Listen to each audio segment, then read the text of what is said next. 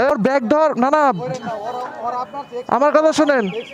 কি আজকে যাচ্ছি হলো আলাদা একটা এলাকায়, কিন্তু ব্রাদার শোনেন শোনেন শোনেন, হ্যাঁ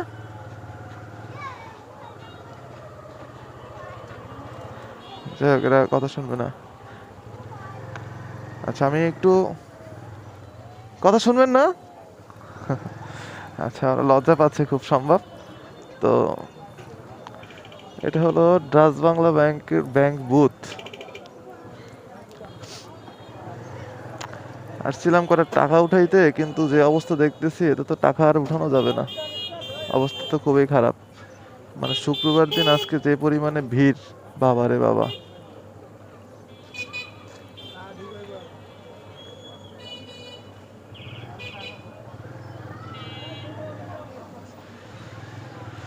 ব্যস্ত শহরে সবকিছুই ব্যস্ত। দেখি লম্বা লাইনটা কত। এই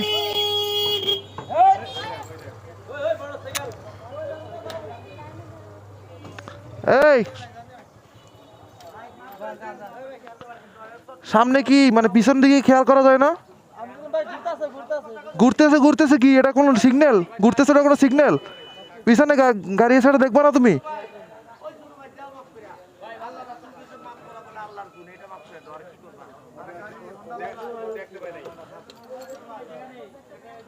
গাড়ি চলায়। আরে ভাই হোন্ডা, না না হোন্ডা তো ঢুকাইছি ঠিক আছে। না না না, আপনি বাইক চালান ঠিক আছে, গাড়িটা তো না না গাড়িটা তো বের হয়ে যাবে। ওর ব্যাগ ধর, না না আমার কথা শোনেন। কিসের এক্সপার্ট? ব্যাগ দিবে পিছনে দেখে দিবে না? আশ্চর্য, উনি গাড়ি চালাচ্ছে, ব্যাগ দিবে পিছনে দেখে দিবে না?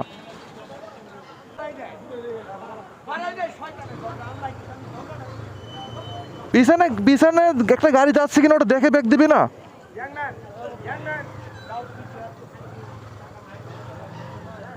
সকাল সকাল মুডটা খারাপ করে দিছে।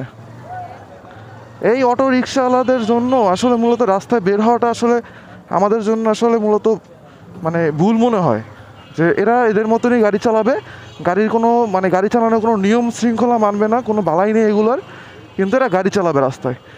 একটা রিক্সা গাড়ি তো ইন্ডিকেটার নাই, ঠিক আছে, ওরা কী করবে, সামনে রাস্তায় ডানে যাবে না বামে যাবে এই কোনো মানে খেয়াল নেই।